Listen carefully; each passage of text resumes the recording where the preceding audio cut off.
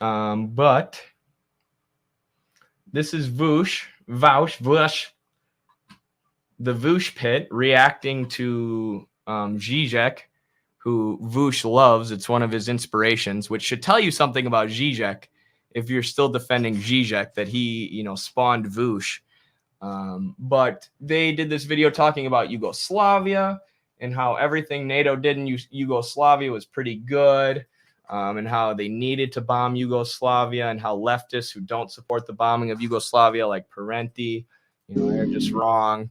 And of course, they give very little evidence for this, very little material analysis. And when they do, they leave out a lot of the important facts.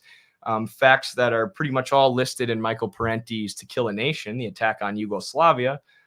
So we're gonna debunk a lot of that today. But I'm gonna go grab my water while I play this. I've seen the video already, so I'll let y'all start watching it, and then I'll be back.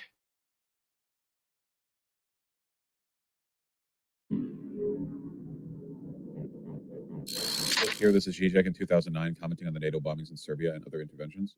This may surprise you. I'm differentiated here. That is to say, to the horror of many of my leftist friends, I supported NATO bombing of Yugoslavia. He's good, dude. Oh my God, I love him so goddamn much. Holy shit. Because I think, and I said something for which some people were calling. I can't believe, dude, lefties should just never talk about foreign policy ever. If you're a leftist and you have an opinion on foreign policy, you should just shut up, okay? Go apple bobbing. Just do anything else.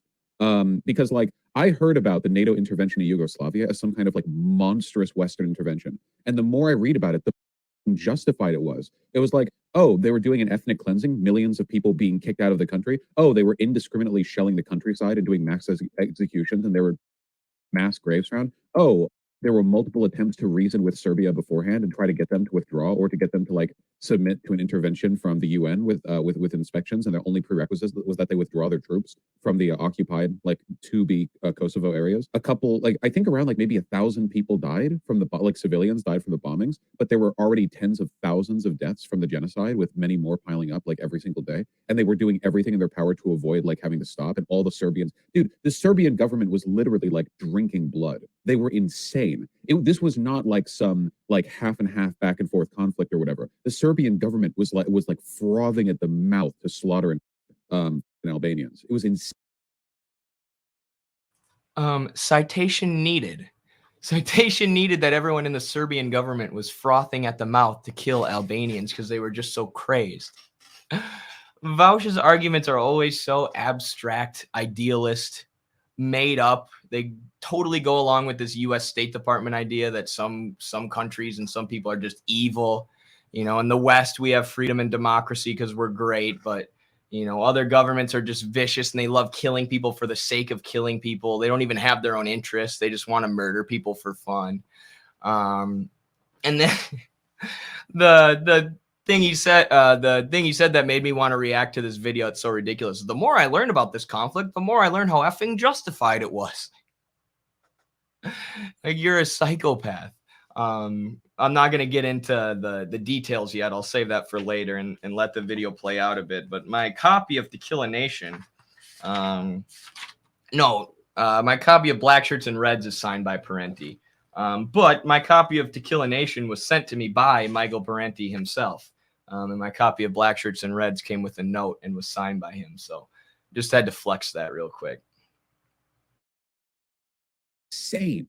It was certainly more justified than they did in places like Iraq or Afghanistan. No, dude, they're not even comparable. They're not even comparable, not even remotely. The NATO intervention in Yugoslavia is completely incomparable to the Iraq invasion. They're not even on the same wavelength. It's so different. Do you guys remember the debate that I had with that pro-Serbia guy who was like, sorry, that was the other thing that he said that's so ridiculous. Leftists shouldn't even care about foreign policy. Lenin's imperialism, the highest stage of capitalism? What's that? Which is hilarious because Vaush claims to be a Marxist, right? And he claims to have a Marxist understanding, a dialectical materialist understanding of capitalism, which is a global system, which, the Marxist understanding of capitalism is that it is imperialism, right? It functions based on the super exploitation of countries in the global South and, not just because they're based in the global south, but because they're exploited by Western multinationals. He's like, we shouldn't even talk about foreign policy. And then, as this person says, proceeds to give the worst foreign policy takes of all time. Like, no, Vaush, you shouldn't talk about foreign policy. Basically pro the mass slaughter of Albania. Because like every question that I would ask, it would be like, oh yeah, haha, well, maybe this shouldn't have happened. You know, I felt like I was talking to a Holocaust denier. Jesus. Sounds like Serbia was doing a Nazi Germany 2.0. Oh, the Serbs are all Nazis. Every one of them. I said, maybe we need more intervention. Sorry, last time I'll pause it. Was that a joke? When he said that all the Serbs are Nazis? Was he being sarcastic? I couldn't tell. Because with what he said about how they were just frothing at the mouth to kill Albanians, like, he probably does believe that they were all ethno-nationalists. You know, there's no Nazis in Ukraine, though. They're all freedom fighters who love liberal democracy, just like Vaush. But the right ones, for example, take Congo today. It's such an absolute nightmare. 5 million people died in the last 10 years for natural. I would, unironically, I would totally be in favor of Western intervention in the Congo because I don't actually think it could get any worse. Is that I think we've reached that point. The cool thing about the Congo is that I don't actually think it's possible for things to get worse. So the intervention can only make things better, right? It's so over there, yeah. I would say even if the devil comes just to break this, but typically United States will not intervene there because nobody cares about Congo, no, and so on. So I would say that my dad served with Doctors Without Borders in Kosovo. He described untold horrors committed by the Serbs. There's so much undocumented even today. Yeah, like even from the brief research, you guys don't understand, man. Okay, the Serbian government had their military and police forces literally establishing artillery positions to fire over mountainsides to shell the civilian areas of. He admits that he didn't do that much research. He probably just glanced at the Wikipedia page and was like, wow, these Serbs are evil. And then he's like, you guys don't understand, man. You guys don't understand, man. He literally says that. Like, the Serbs are so evil. Even from the brief research I did by reading the Wikipedia page, like, no, you don't understand. You can't understand a topic fully if you've only done, you know, brief surface level research. Read this book, please. All right, I'll get into the substance of his argument soon, I promise. Mostly ethnically Albanian people in their own territory. Like they were establishing like military fronts for civilian executions. It was insane. One has to make a concrete decision every time. My general rule would be, why not? Yugoslavia, that intervention. Afghanistan, so-so. More yes than no. Iraq, we will see. But basically, I think it was a catastrophe in another sense, even if they will succeed in Iraq. Knowingly or unknowingly, and a good politician should know this, should think about this. What de facto happened is that they isolated much more than before the United States and the Western idea in general among Arab countries. How hated is now Western liberalism there. This is why my joke about the United States. Wait, somebody in YouTube chat asked, is Vaush a hawk? I think this is one of the big failings of leftist foreign policy, is that they're incapable of distinguishing between being pro-intervention and pro-invasion. To the leftists, there is no there is no difference between being pro-war and thinking that there are things your country can do abroad, you know? Like there's no blurry line there. It's just like anytime you do anything outside of your own country, it's war. Unless it's Russia, of course, in which case they're defending themselves against NATO aggression by blah, blah, blah, blah, blah. You know, but yeah, no, there is absolutely a place for humane intervention. And I know that because I've seen humane intervention happen. We all have, even if some lefties fail to recognize it. The problem is that, like, systemically, America isn't really incentivized to do humane intervention because America sucks. The problem is, it's like, there are avenues for good behavior here, but America doesn't really have the, like, incentive structure to do those things, you know? So if America doesn't have the incentive structure to do good things and do humane intervention, why do you think the intervention in the bombing of Yugoslavia was good? You don't think it was about capital expansion?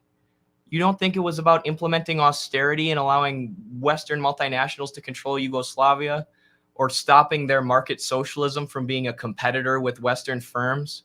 Of course they weren't acting in a humanitarian way. And he admits that he understands this. He's like, you know, America just doesn't have the incentive to do, you know, humane interventions because they're all about capital expansion. But when they carpet bombed this country, and destroyed them and left toxic chemicals in their soil and hit their power plants and their infrastructure and killed civilians. That was humanitarian. What the hell are you talking about? And I didn't even mention they backed the KLA. Sorry, I'm getting ahead of myself. Little more of Vaush, then we're done. So how do you push for those like good things? Well, I would say that our military support of Ukraine is without question one of the best foreign policy decisions and one of the most ethically justifiable that we've made in the past century. Certainly one of the best that we've made since World War II. It's very unambiguous. We're giving military support to a liberal democracy defending itself from a fascist invasion. It's very straightforwardly a good thing, despite what some lefties might say. That's not. There is an argument to be made that there was a humanitarian intervention in Ukraine, but not by the U.S. Intervention, of course, selling weapons to countries that you're allied with. If that was intervention, then every country would always be intervening in every other country's conflicts. And that seems like kind of a broad definition, but big news. Exactly. Bill Clinton was based. No, Bill Clinton was not based. The only reason that NATO intervened with the whole Yugoslavia thing is because they didn't want a refugee crisis of dirty Slavs, and also because Serbia is basically just miniature Russia, and we want to keep the post-Cold War geopolitical relationship clear with the Russia sphere.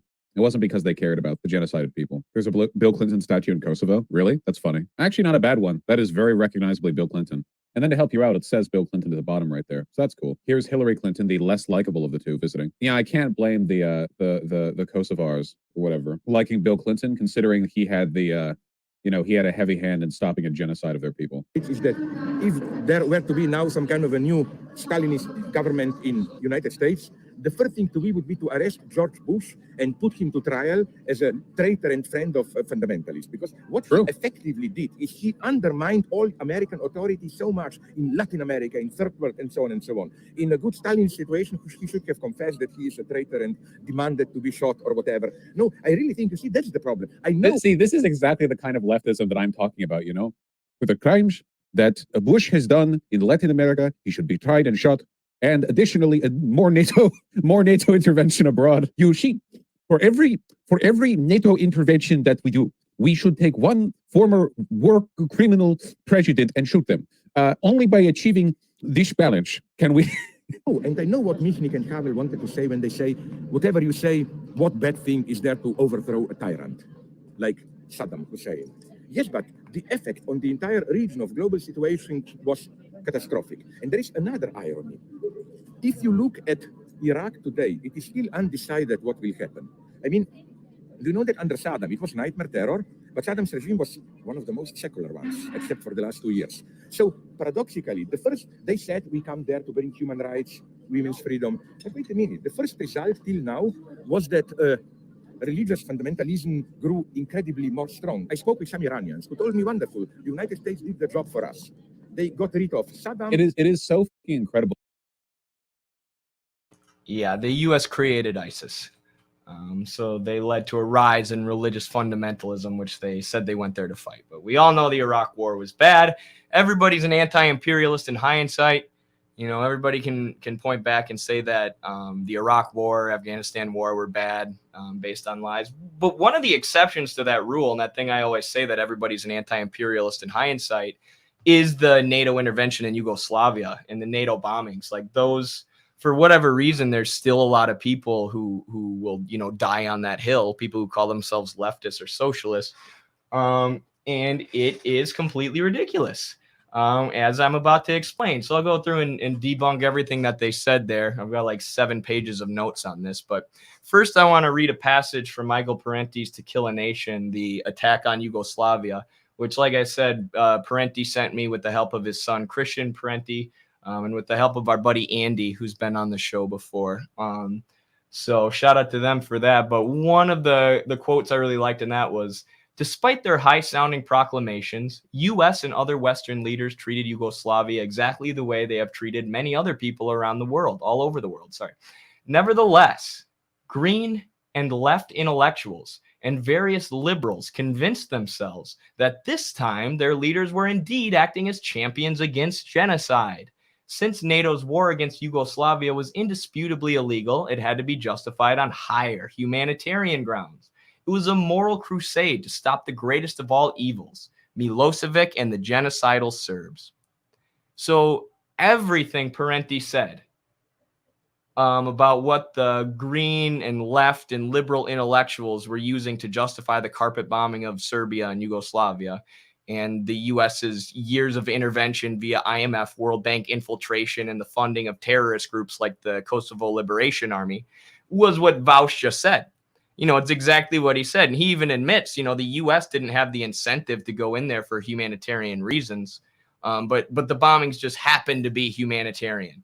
And the funneling of arms and weapons to the Kosovo Liberation Army, this anti-Serbian terrorist group, that was justified because the Serbs were worse, and they were just frothing at the mouth and so angry.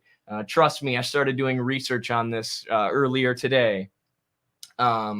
So Parenti's book is evergreen, ever useful. Still explains today these contemporary intellectuals like Zizek and Vaush defending this horrific intervention, which was totally illegal and never justified. Let's get educated, team. Leg day with Eddie in my ears. Heck yeah. That's freaking cool that you're lifting while listening to the stream. Get after it, comrade. You're going to be huge. Thank you so much for the $20 too, Frick Frack. Frick Frack's always supporting the stream, always sending huge super chats and donations. So really appreciate it. Much love, comrade, as always. And sometimes I think Vaush is like joking, right? Like, could anyone actually be this stupid? Do we get to the part where he talks about Afghanistan yet? Where is it? He talks about Afghanistan at one point, and Zizek says basically like Iraq was bad, Afghanistan was okay, the intervention in Yugoslavia was good. That's how he puts it on his scale. It's like, no, they were all horrible. They were all, interventions for capitalist expansion.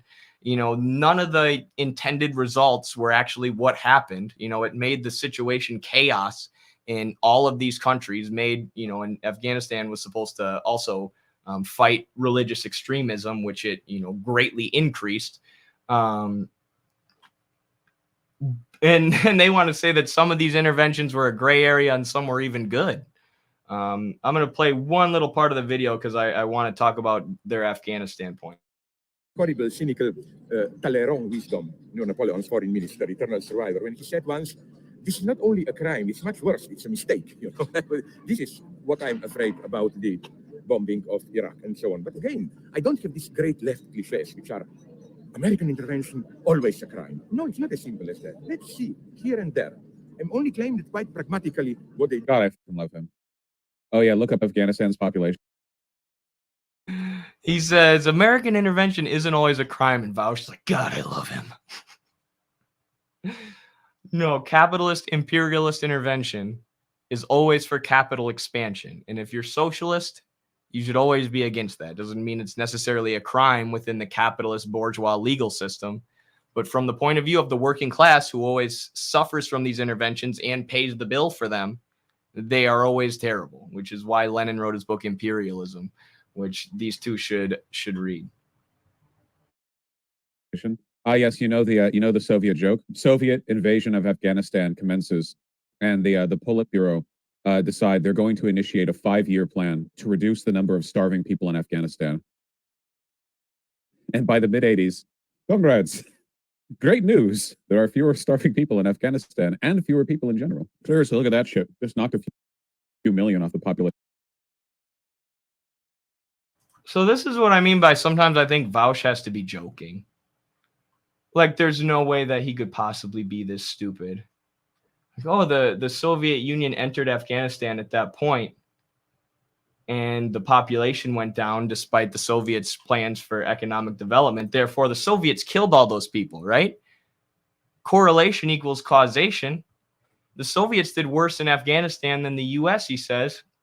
He goes on to say, but the reason that the Soviets entered Afghanistan at this time was because there was horrific infighting in Afghanistan, including the mass slaughter of literacy workers who were teaching people to read by U.S.-backed groups like Osama bin Laden's Mujahideen.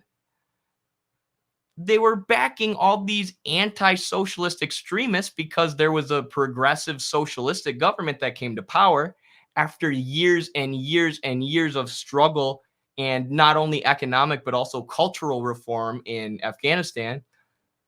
And a government finally came to power with plans for teaching everyone to read, bringing everyone health care, industrializing the country, moving them away from the peasant-based economy.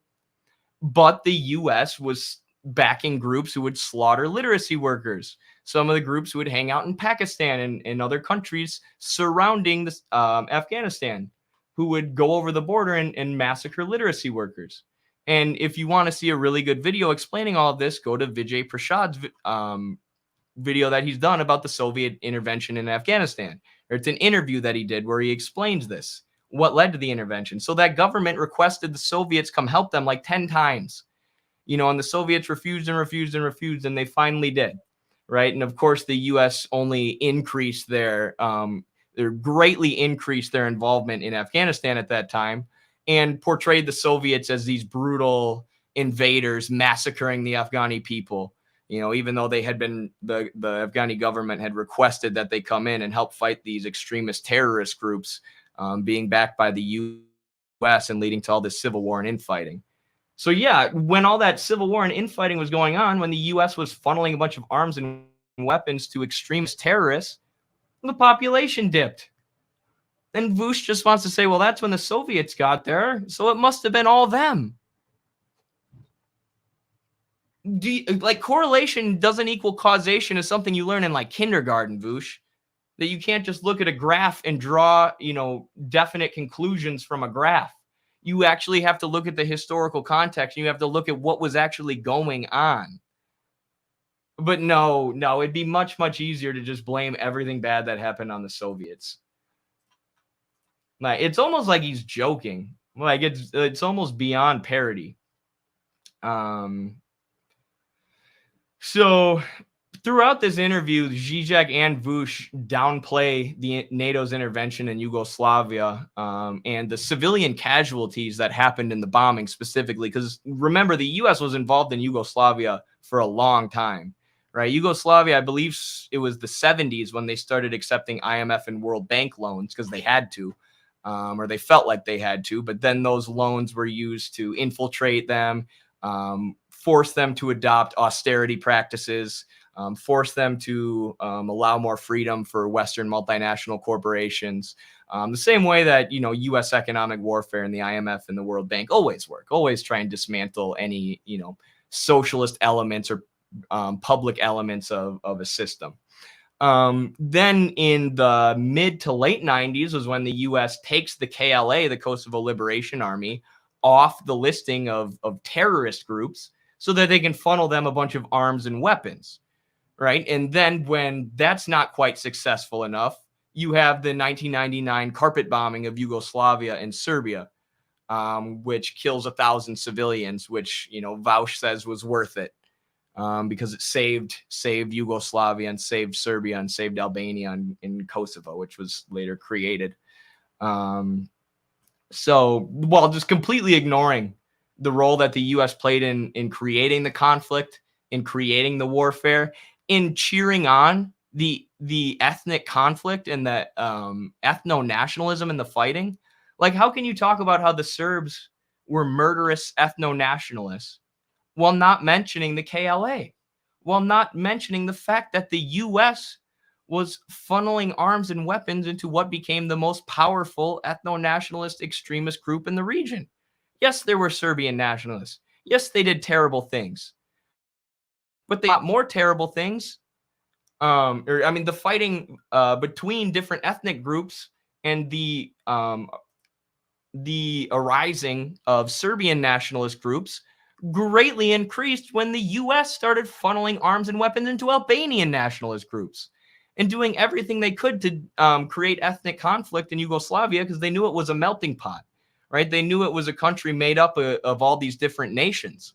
So if they could inflame nationalism and national hatred against the Serbs, like Vaush is doing when he says they were frothing at the mouth and that they were all Nazis, then they could create conflict and warfare and dismantle the socialist state. He's so dumb. So like I said, the U.S. had the KLA on a list of terrorist groups, but took them off that list to funnel them weapons. And, you know, they also always treat this like this was just a minor intervention, right? Like there were just a few bombings. They targeted the Serbian nationalists. You know, a few civilians died, but that's okay. And then, you know, a few hundred civilians died, actually thousands. But that's all right. It was totally worth it, and it led to less deaths in the long run. It was not a minor intervention. Like I said, they're ignoring all the intervention that came prior to the bombings. But then in the bombings, NATO carried out 38,000 aerial combat missions in 10 weeks. 38,000 aerial combat missions, planes going and dropping bombs on Serbia, a country in Eastern Europe, in civilian areas, hitting factories and power plants and farms and political headquarters. In 10 weeks, 38,000 of them. And this is from Wikipedia, right? I'm not even reading from Michael Parenti's To Kill a Nation right now. These aren't even stats from Parenti or from independent journalists or from alternative sources. These are from Wikipedia, where we know that Vaush does all his reading. So even, you know, looking at Western sources, everything here is exaggerated or wrong or shows that he's a chauvinist imperialist who doesn't care about the murderous interventions of Western capitalist nations. So let's just continue to look at Wikipedia and other Western sources. So the U.S. during this time fired Tomahawk cruise missiles from ships and subs in the water, obviously. And what they fired at were called dual-use targets, meaning civilian and military. So what does this mean? You know, when you say that it's a dual-use target, it can be anything that has any kind of relation to the military or any kind of military importance, right? So the U.S. can essentially justify dropping bombs on anything. You blow up somebody's house. Oh, there was a Serbian nationalist in there. It was a dual-use target. All right, you blow up a factory, which they did. Only state-owned factories, no private or U.S.-owned factories, only the ones controlled by the socialist state. They bombed hundreds of them. They label those dual-use targets. You know, people can't go back to work then. Once the U.S. left, they're left unemployed and in a state of poverty. But, oh, well, you know, the factory had military importance. They were making bullets for the tiny Yugoslav military that had no hope of stopping the U.S. They were destroying power plants because those power the military, farms because those feed the military, telecommunications facilities. They do propaganda for the military, and not one, but two different Socialist Party headquarters. So not only Milosevic's Socialist Party headquarters, who was the leader of Yugoslavia, who was accused of genocide by the U.S. and used to justify this, but another Socialist Party headquarters who was less supportive of Milosevic, but the U.S. didn't like. So these were all just listed as dual-use targets, even though they're clearly like telecommunications facilities. Are you kidding me? Like news outlets. You think if somebody came and bombed MSNBC in the U.S. and was like, oh, you know, they support the U.S. military. The New York Times supported the Iraq War. All these Western outlets did. They're dual-use targets. We're just going to drop bombs on them, and whoever's in there, be damned. You know, whatever civilians are in there, that it's worth it because they're dual-use targets. So you see how this framing of dual use can be used to justify bombing any civilian area. And many people at this time criticized this as a violation of the Geneva Convention and international law. This use of this claim that these were dual use targets. Again, this is from Wikipedia, not even from independent media. So even Western people or even Western liberals were like, this is a violation of international law and the Geneva Convention. So essentially what they did was bomb the industrial base that served as a competitor on the global market to U.S. firms. Was the main reason that they went into Yugoslavia, because they were producing a lot and they had this market socialist system, much different from the unbridled, unfettered, trickle-down neoliberal capitalist system that the U.S. was trying to enact on a global scale.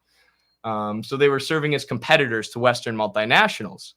So the U.S. just wanted to wipe these all out and basically lay a clean slate for Western infiltration, the infiltration by Western corporations, and prevent these competitors on the global market, right? Like prevent Yugoslav or Serbian steel companies from competing with Western steel companies. So one of these dual targets that they hit included the radio television of Serbia headquarters. That was the name of it, radio television of Serbia headquarters. And these bombings killed 16 civilian employees. So like I said, they just labeled these things, factories and news outlets, dual use targets. And it's always interesting. Like, imagine some other country doing this to the US. Like, imagine Russia or Serbia saying that the US has committed genocide around the world with all their interventions. So we're going to attack dual use targets there. And then they just bomb the New York Times and MSNBC and some factories where a bunch of workers are working, and just kill all the civilians in there like they did in the radio television of Serbia HQ, where they killed 16 people. And then just shrugged and said, well, there was military importance to that area, so it was worth it.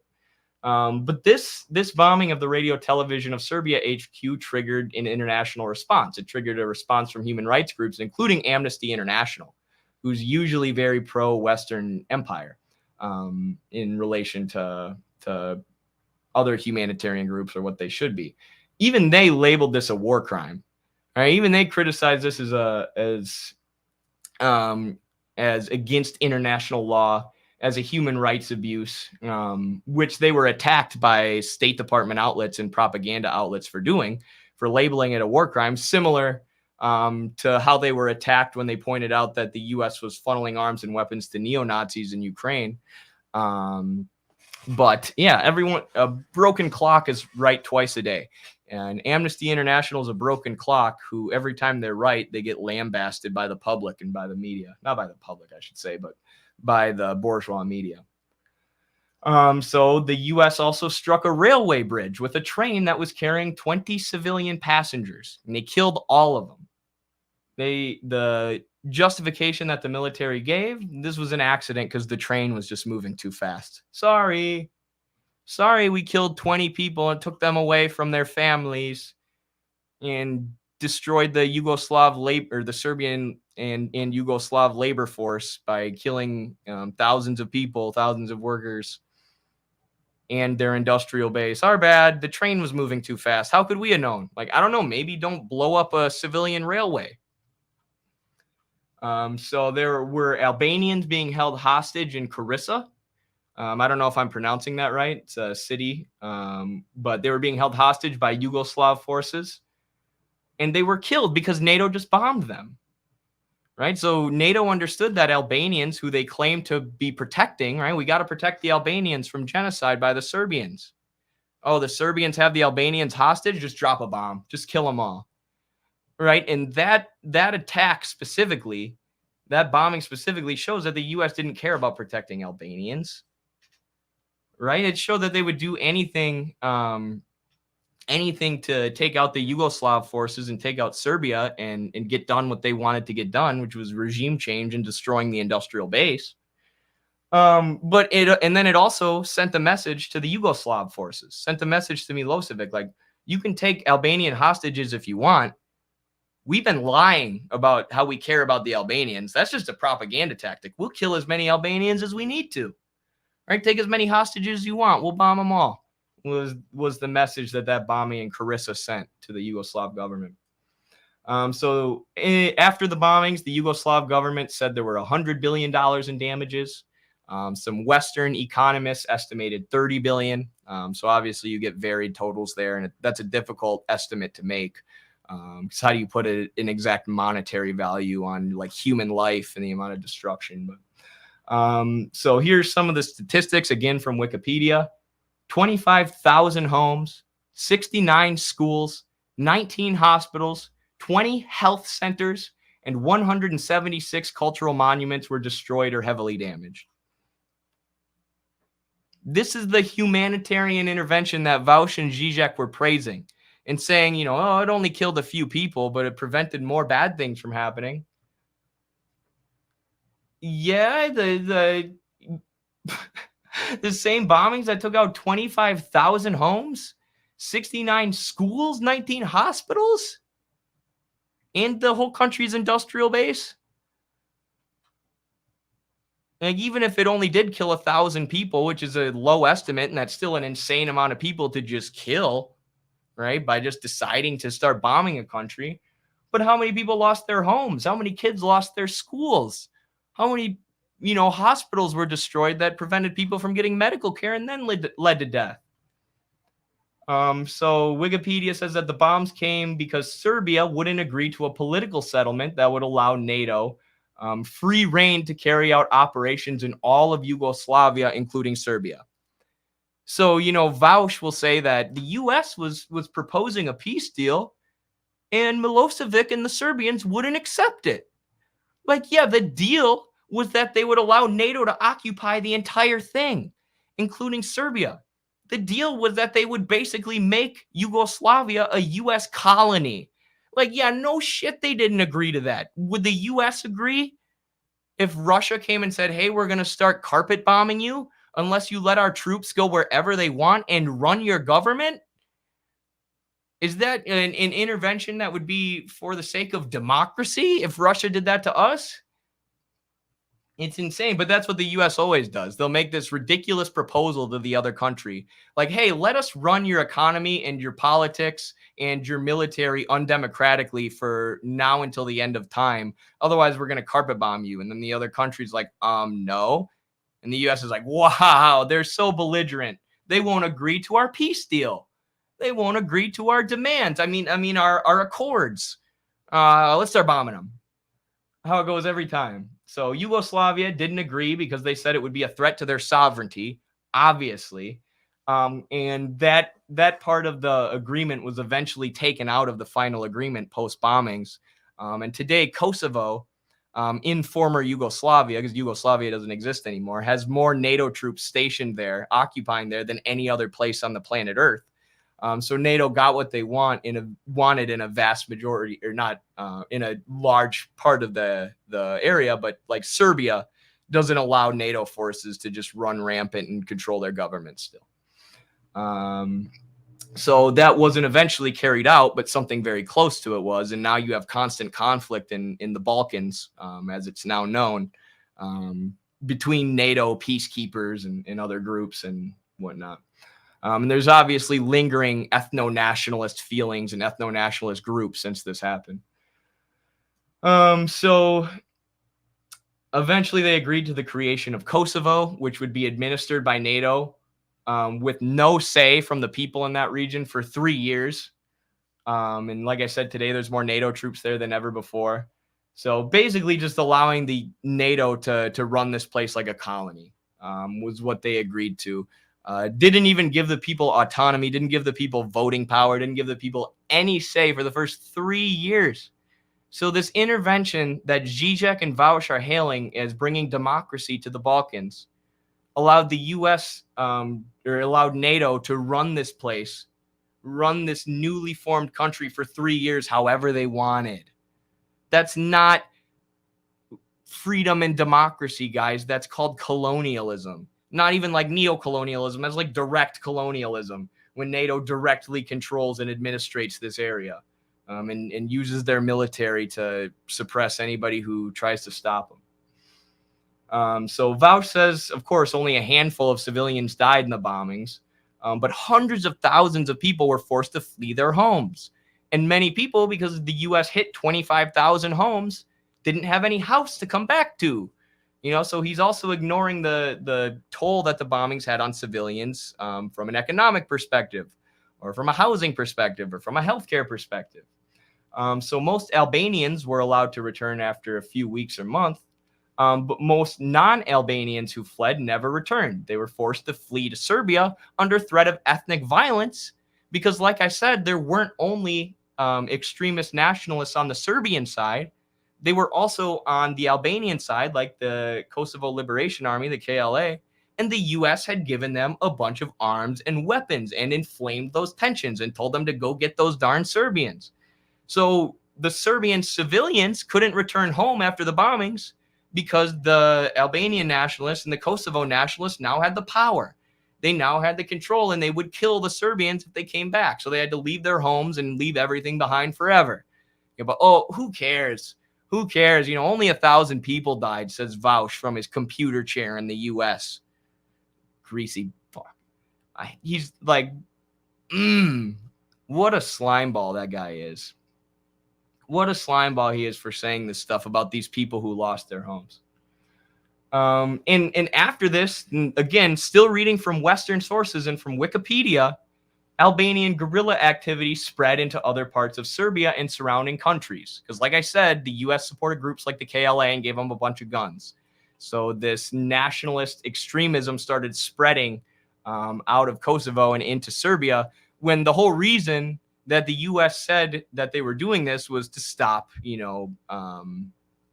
fighting between different ethnicities, fighting between different nationalist groups that had happened in the Bosnian War in the early 90s. So the populations of non-Albanians has been decreasing ever since then. Ever since this happened, has been going down.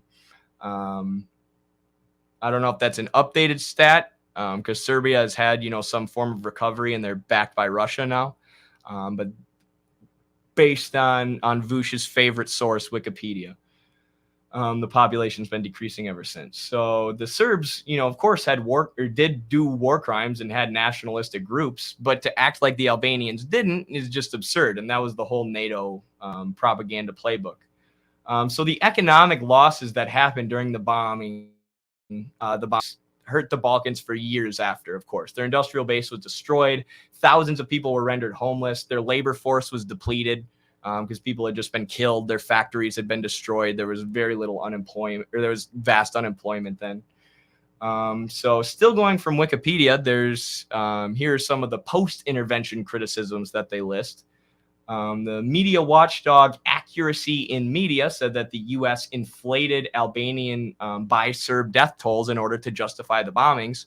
So they lied and said that more people were being killed in the Bosnian War or in ethnic conflict than were actually being killed, so the U.S. could carpet bomb the region and make everything way, way worse. Journalists said that the bombings accelerated the ethnic conflict, which is, again, the opposite of the stated goal. We've explained how that happens. When you funnel a bunch of arms and weapons into an Albanian terrorist group who are fighting the Serbian groups, then that's going to increase, the amount of Serbian terrorist or nationalist groups, because they're going to want to fight back. So it's like fighting fire with fire. William, independent journalist who somehow got listed on Wikipedia. I'm surprised they haven't censored him completely. But he said, oh, shoot, my Stream Deck is glitching out. Sorry, I got to unplug it quick. 2 seconds.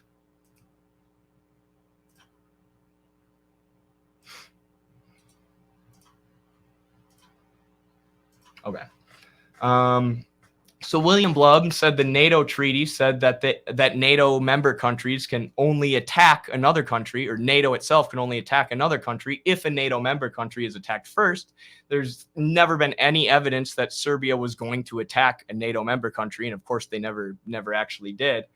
And there was another Amnesty International report that claimed NATO intentionally hit civilians.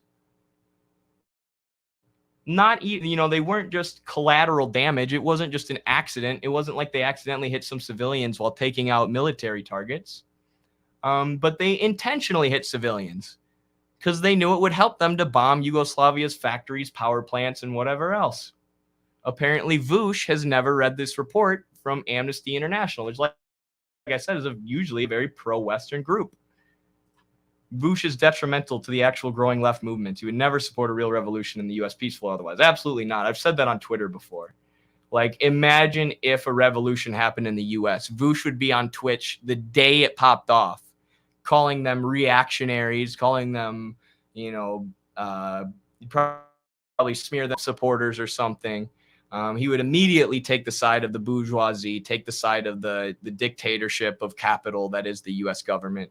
He would never cheer on revolution by the workers, because every time there's been a revolution by the workers in another country, like in Yugoslavia, and NATO comes in and just dismantles it and destroys them, or the US or whatever arm of imperialism, Vaush sits at his computer chair and goes, yeah, this is for human rights.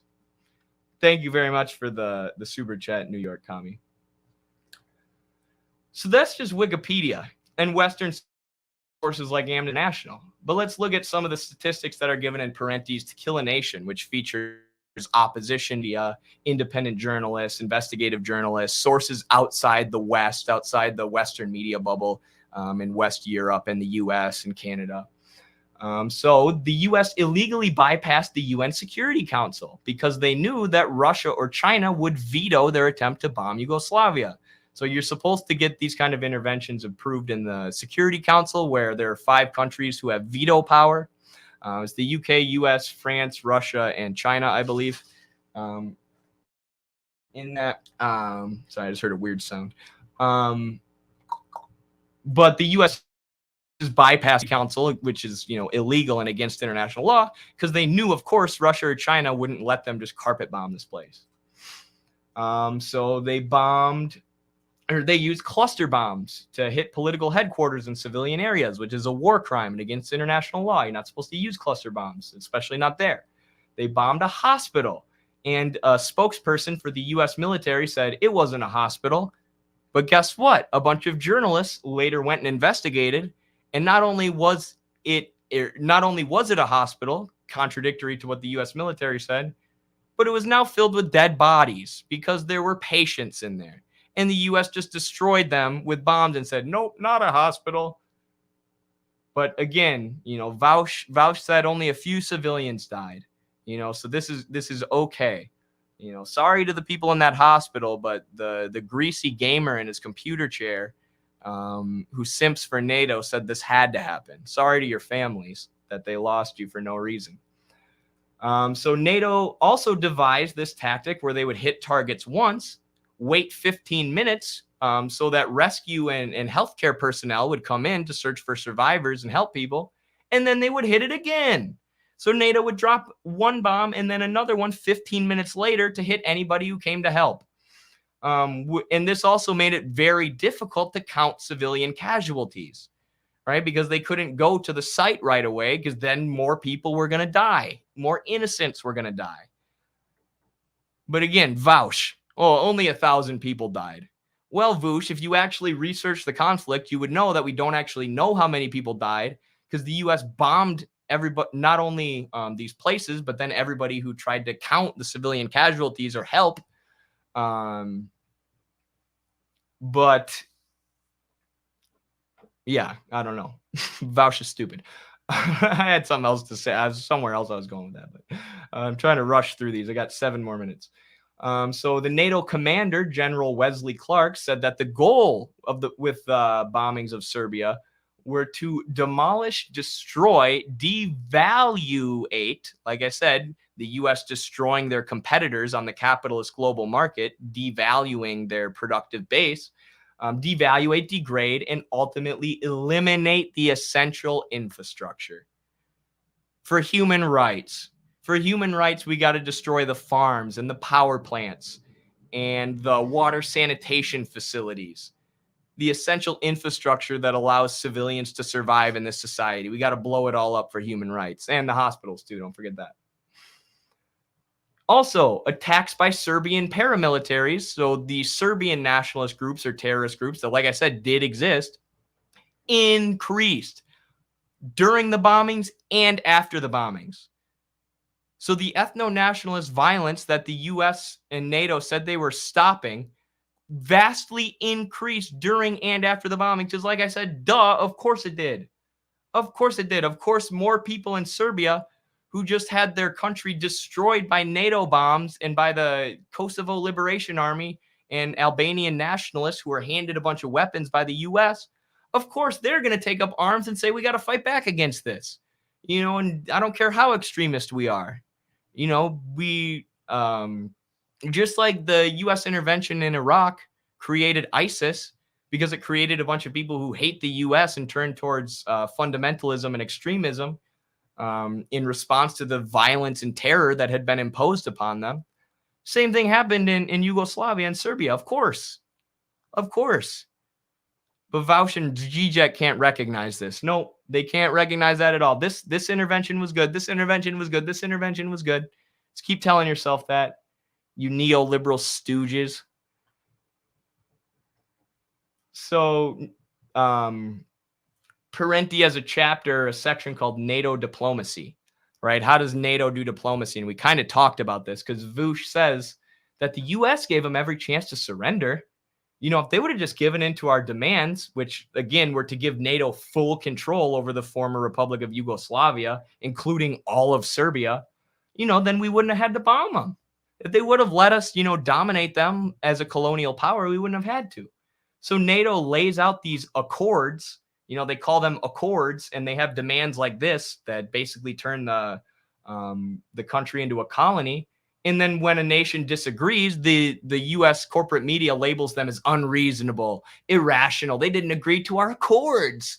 They're unwilling to negotiate. And then we bomb the crap out of them. And then greasy, neoliberal, pro-NATO morons like Vaush get on Twitch years later and say, well, they didn't agree to our accords. We had to bomb them. It was for human rights. Very slimy tactic that NATO's gotten good at. So Vaush also claims that the Serbian government was drinking blood. They were frothing at the mouth to kill people. What Vaush doesn't mention was that Milosevic was exonerated by the International Tribunal at The Hague. Right? So the U.S. carried out these bombings based on the accusation that Milosevic was doing genocide. But after the bombings, the courts at The Hague found that there was actually no evidence that Milosevic had committed genocide during the Bosnian War. The tribunal found unanimously that it is not satisfied that there was sufficient evidence presented in this case to find Slobodan Milosevic agreed with the common plan of the ethnic cleansing of Muslims and Croats from Serbian territory. In fact, the tribunal found the exact opposite to be true. Much like Western media hype around the weapons of mass destruction, lies that led to the U.S. war in Iraq in 2003, Milosevic was called the Butcher of the Balkans in the trial of the century and was charged with war crimes in the midst of NATO's bombing of Yugoslavia. After being arrested in 2001, Milosevic faced a 5-year-long trial defending himself, and poised to win the case, he died in prison in 2006 amid rumors that he was poisoned. Imagine that. So once potentially, not to be a conspiracy theorist, but Milosevic was poisoned in prison, maybe by the U.S. or NATO, once he was poised to win his case at The Hague. And have you ever heard this before? One of my liberal uncles told me the other day, like, they did find Milosevic guilty, right? Nope. They never did. They exonerated him of all charges. And he didn't know that because it was never reported in Western media.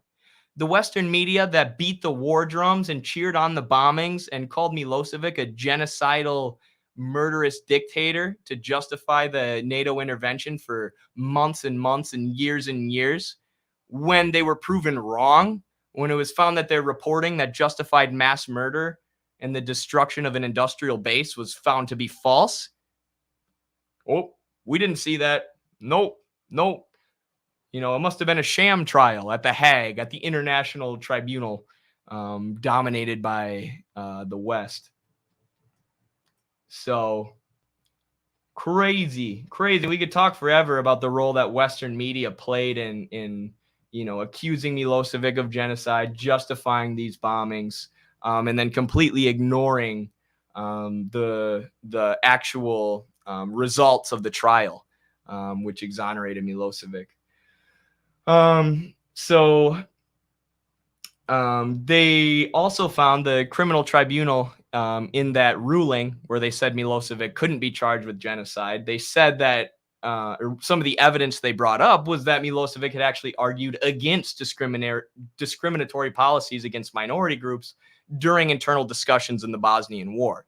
Right, so there were discussions within the government of how do we go about doing this, and Milosevic was arguing against the ethno-nationalist arguments. He was arguing against the discriminatory extremist arguments for targeting Croats or Muslims or Albanians. So, like I said, the ruling was never covered by the press. It was only discovered. The ruling itself wasn't even announced publicly. It had to be discovered by a journalist named Andy Wilcox, independent journalist. And that's the only reason we know about it today. So shout out to that guy.